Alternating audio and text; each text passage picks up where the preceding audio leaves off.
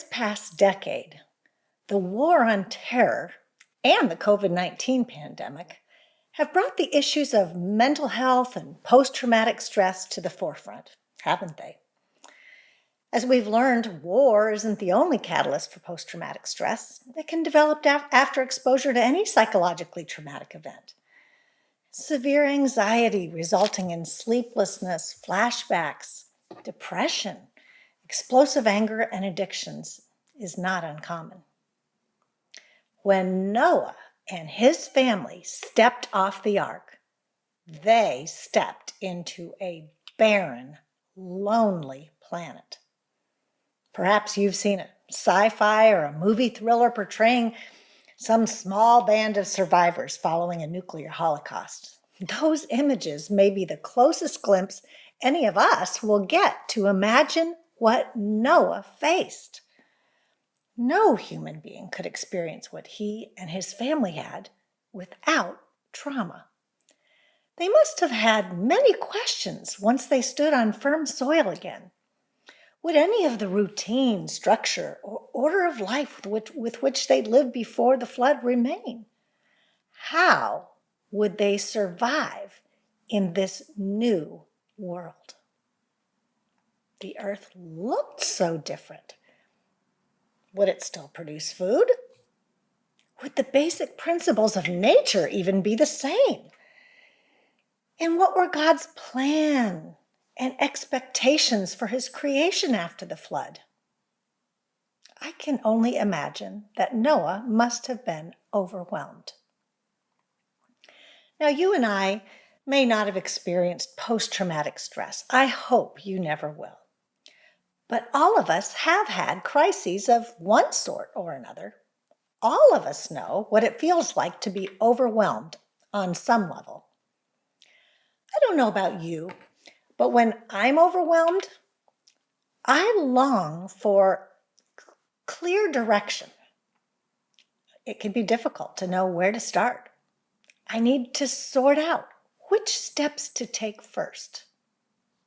I also need some encouragement, some reassurance that I will get through my situation. Interestingly, God's first words after Noah came off the ark show how greatly Noah also needed assurance and direction. Well, we've discovered that the early chapters of Genesis teach us much about God. Chapters 7 and 8 of Genesis tell of God's grace in saving Noah. And in chapter 9, we see God's grace in offering Noah much needed direction and assurance.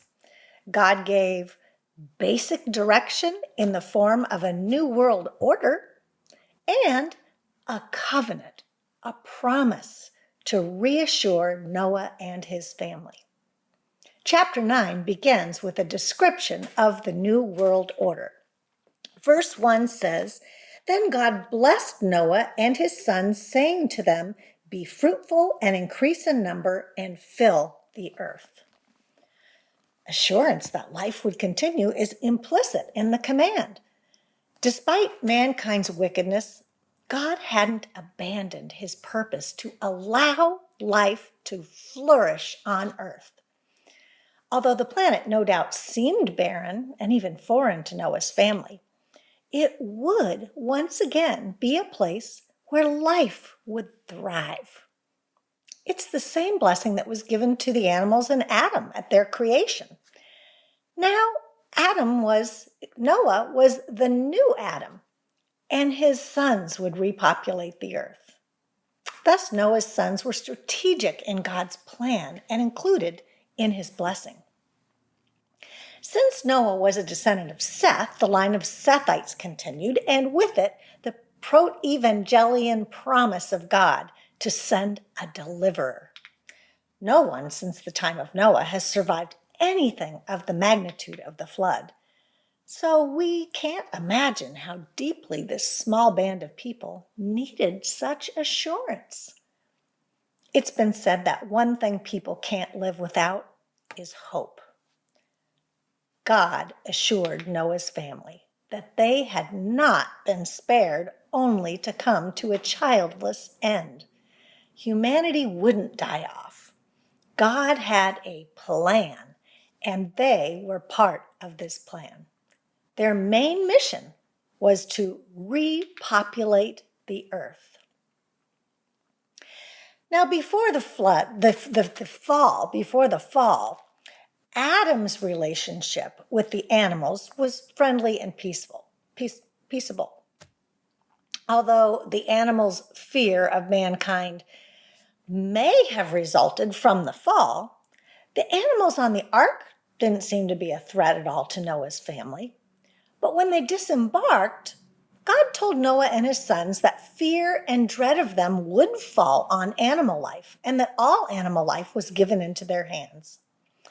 It's possible that God was saying that the peaceful relationship Noah and the animals had enjoyed on the ark wouldn't continue, and that pre-flood animosity would return. Or perhaps the implication was that animals would fear man for the first time. If the animals hadn't feared humans before the flood, this change would have surprised Noah's family. Whether or not a change from the antediluvian world, the animals' fear actually protected Noah's family.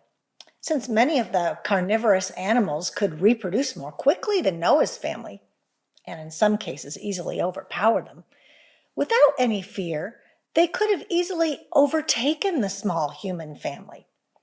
The animals' fear also made them subservient to humans for the very practical uses we use animals for today. Oxen and horses plow our fields and bear our burdens.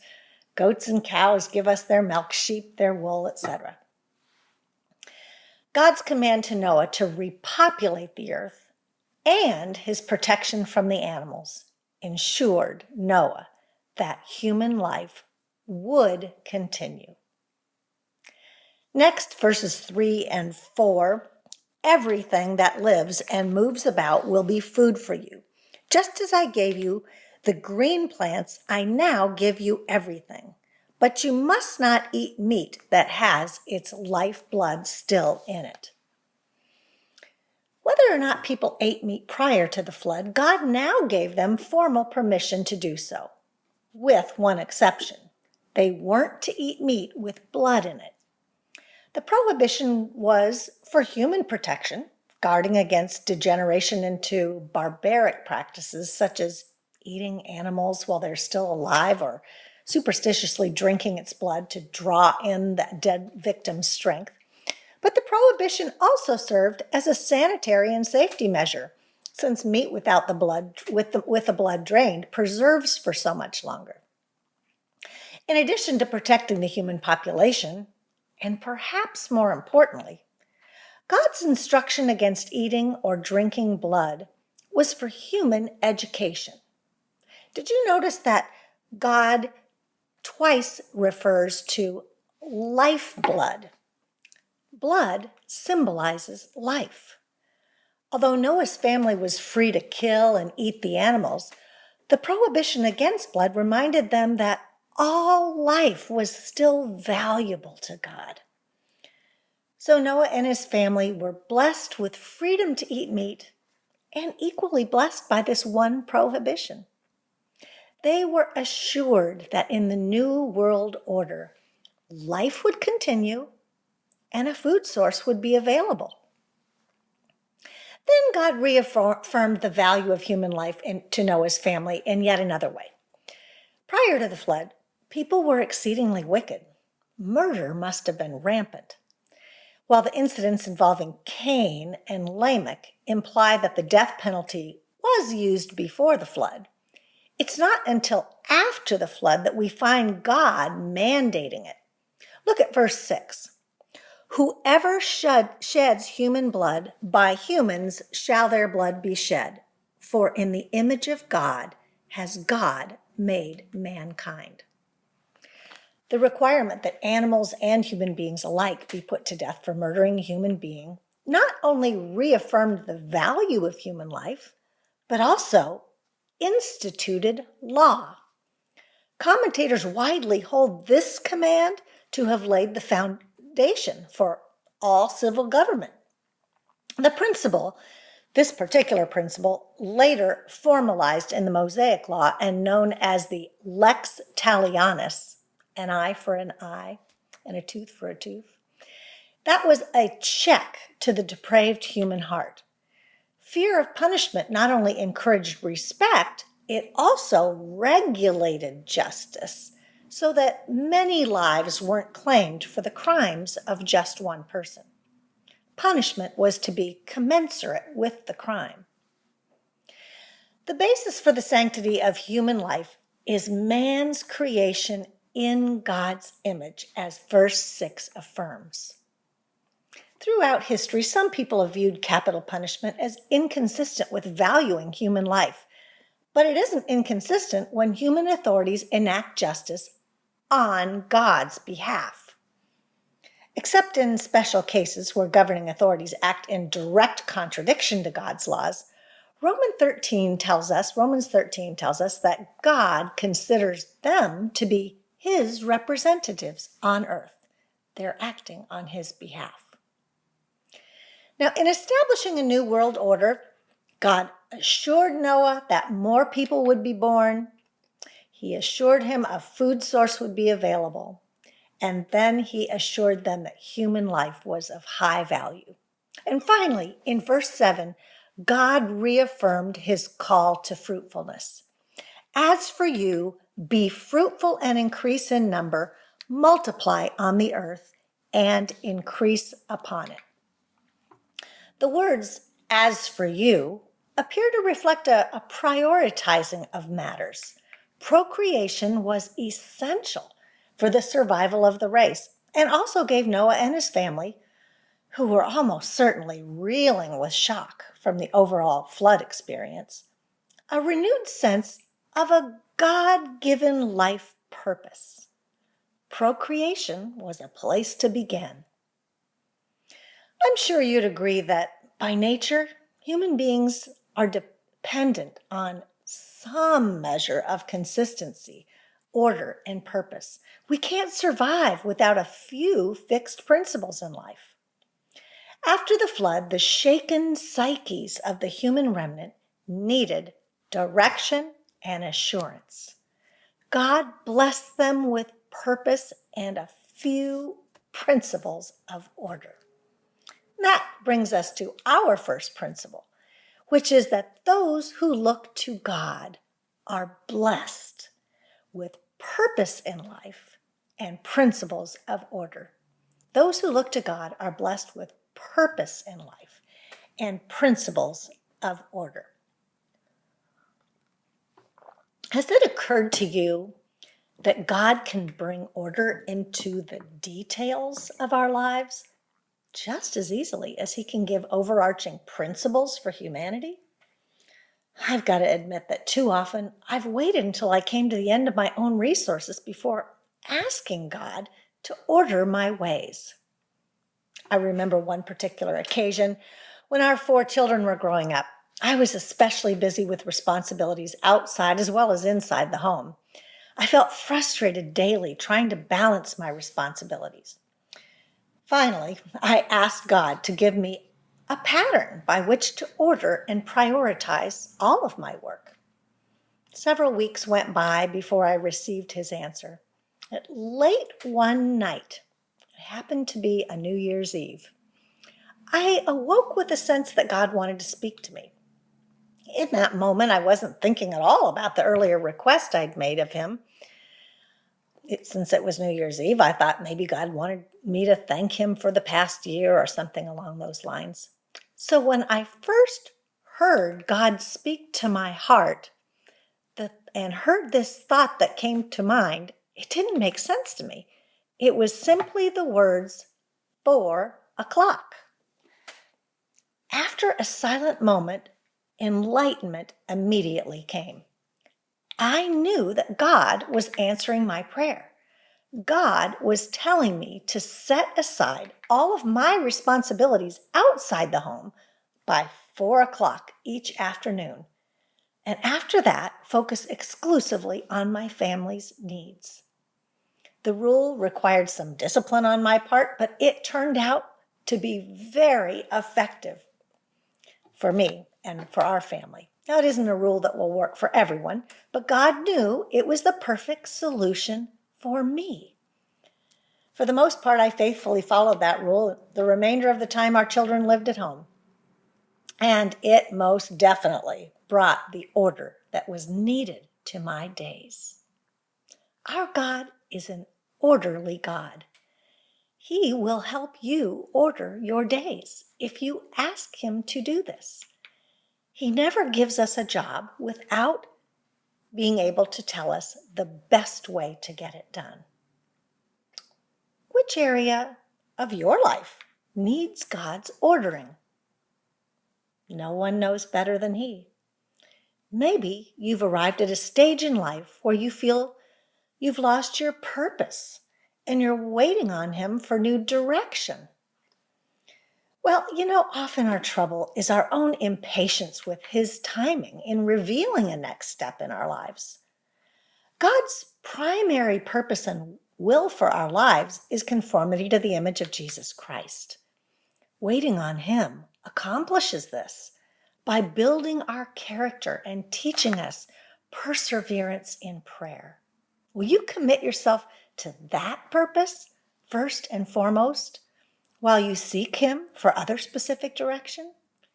We can be sure that God's timing is always perfect. He's a loving Father who doesn't intend to make it difficult for us to discover His will.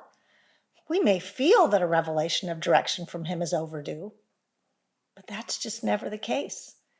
If we're following all previous instructions from Him and seeking to please and follow Him, we can be sure that His time for us to leave our current activity or position hasn't arrived until He reveals the next step.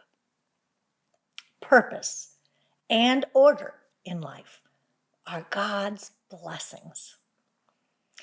In the remainder of the passage, we see that God also blessed Noah with a promise, a covenant. In 1933, a French archaeological expedition was working at Mari, an ancient Amorite city along the Euphrates River. Thousands of clay tablets were discovered in the town's royal archives, vividly illustrating life in 18th century BC Mesopotamia. More specifically, the Mari tablets are rich resources for understanding contractual agreements, covenants, of the era in which Israel's patriarchs actually lived. Additionally, discoveries from the end of the Hittite Empire, although these come from a later period, 1450 to 1200 BC, reveal the format of ancient treaties. Although the flood occurred during the more ancient primeval period, all of these tablets are still helpful, since Bible students teach us that customs ordinarily linger for many generations in the Middle East. Bible students and historians and such. Well, ancient treaties were often made after wars as a step toward embarking on peace. That's just one of the things that we've learned from these tablets. The Hittites, although they may not have been the originators, particularly used two kinds of treaties. Parity treaties, P-A-R-I-T-Y, parity treaties, and suzerainty treaties, S-U-Z-E-R-A-I-N-T-Y, suzerainty treaties. A parity treaty is a covenant between two equals, such as the head of a Hittite empire and the king of a foreign region. A suzerainty treaty was an agreement a lord or king would make with his underlings, his subjects. These were used after one king conquered another in battle, bringing those of the conquered land into subjection. The subjects had no say in these covenants, and they included a preamble identifying the lord or the king, the suzerain, making the covenant. They included a historic prologue, which described the past history between the nations, usually emphasizing the suzerain's past graciousness and goodness toward his new vassals, and their history of disregard and disrespect toward him. Then a main body, which described the stipulations of the covenant, the specific obligations of the vassal toward their new sovereign. This section usually also included warnings about any attempt at rebellion. Now, on some occasions, these three main sections were followed by enumeration of blessings for obedience and curses for disobedience, an instruction that the covenant be kept in a safe place and read from time to the public, and finally in a list of witnesses to the covenant. I'm smiling because those of you who've read through the Old Testament probably know where I'm going. When we get to the study called Exodus in our God of the Word lessons, we'll see that God's covenant with Israel follows that very distinctive format. And then there were land grants, a different kind of treaty in which sovereign deeds land are a third to others. That was a third kind of ancient covenant.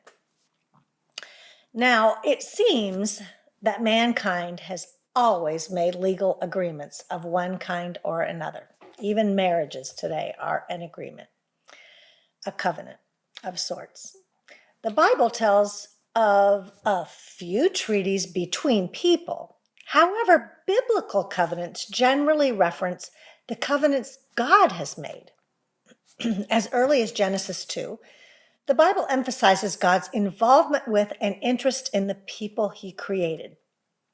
We shouldn't be surprised that he's interacted with us in ways that are familiar to us and the people of every age. Covenants are something familiar to us, so he has interacted with us by giving us covenants. His covenants also prove his interest in establishing a relationship with us. Of course, since God has no equal, his covenants aren't ever parity treaties. As Lord of all and sovereign of the universe, he's certainly under no obligation to enter any kind of agreement with us. The covenants God's made are the suzerainty or unilateral variety. In biblical covenants, the promise plays an important role.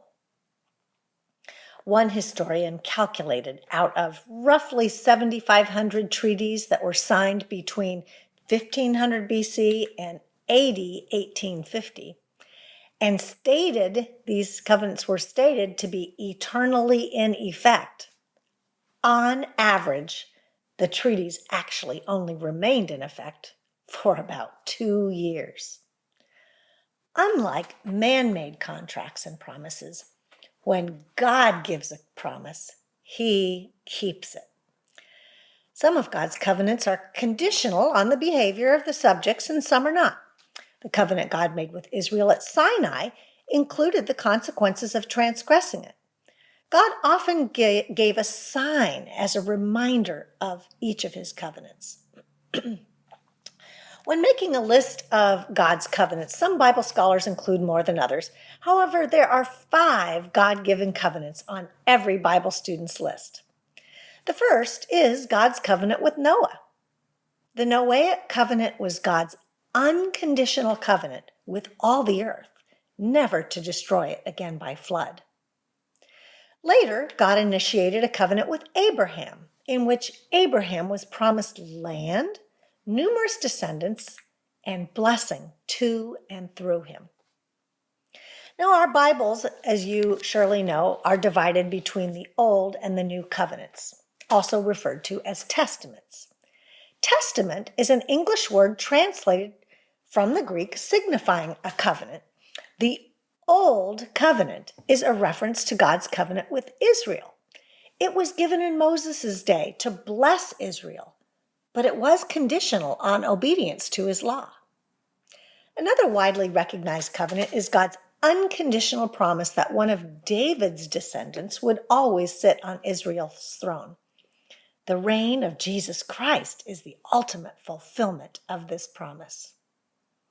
Now, the prophets Jeremiah and Ezekiel foretold a new covenant, the one for which our New Testament is named.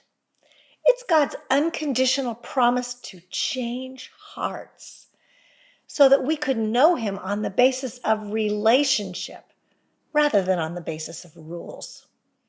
Jesus inaugurated it at his last meal with his disciples and sealed it on Calvary with his blood. It's commemorated by the ordinances of baptism and communion. Well, the covenant God gave in Genesis 9 was to Noah, his sons, and their descendants, and every living creature on earth. It was his unilateral, unconditional guarantee never to destroy the entire earth and all its inhabitants again by flood. The rainbow was the sign of this covenant. The English word translated rainbow is simply bow in the Hebrew. This word's normally used with regard to weaponry, as in bow and arrows, and it's translated weapon. Rainbows may or may not have appeared prior to the flood. Most often it's assumed they didn't. In verse 15, God said that this sign was to remind Noah that God himself was remembering his promise. Some have suggested that the hanging of God's bow in the sky indicated a cessation of his hostility carried out in the judgment of the flood. It was a sign of peace. In their visions of the throne room of God, Ezekiel and John describe the appearance of a rainbow. Scholar Franz Delitzsch said that for us, every rainbow typifies the readiness of the heavenly to pervade the earthly. He has hung his bow for now, his weaponry, his cup of wrath, but future judgment awaits. Let's not miss the particular significance of the rainbow for Noah's family, though. Surely every future drop of rain could easily have been understood by them as the onset of life-threatening devastation and triggered post-traumatic terror. The rainbow assured Noah's sons that they would live to fulfill their charge to multiply and fill the earth. God made an unconditional promise that gave Noah and his family the security they needed to live healthy lives. God's promises are intended to assure us. That's our second principle, that God's promises are intended to assure us. Today, all who receive Christ as Savior and Lord live under the new covenant. God's guaranteed that we no longer need to fear the wrath of his judgment. He calls us his own children, even his friends. He's promised that we will remain in relationship with him eternally. Yet, many Christians live with insecurity and fear that belie their true position under this covenant. A belief that God can't be trusted and that we can't be assured of his love, protection, guidance, goodness, or his faithfulness. Do you live with confidence that you can fulfill the mission God's given you? All of God's promises are intended for our assurance. We miss the point if we only know of these promises and stop short of believing and applying them to our present needs. So which of his promises do you need to remember, believe, and apply today? Are you lonely? Do you need relational assurance? Jesus has promised he will never leave you. Hebrews 13:5. Is it financial assurance you need? He's promised to see your needs and provide for you just as he provides for the birds of the air. Matthew 6:25-33. Do you lack confidence that you belong to him? Maybe you need spiritual assurance. God has promised to faithfully forgive and cleanse those who confess their sins to him. 1 John 1:9. He's promised to make sons and daughters of those who put their trust in Jesus. John 1:12 and 1 John 2:3 through 6. Assurance of salvation, folks, is based on his faithfulness to his promises, not on our faithfulness to him. The God who established his new covenant 2,000 years ago is still faithful to his promises today. Well, I pray that you will never experience any kind of true psychological trauma. But anytime we are overwhelmed, God is there. He is there to offer us direction and assurance, just as he did for Noah.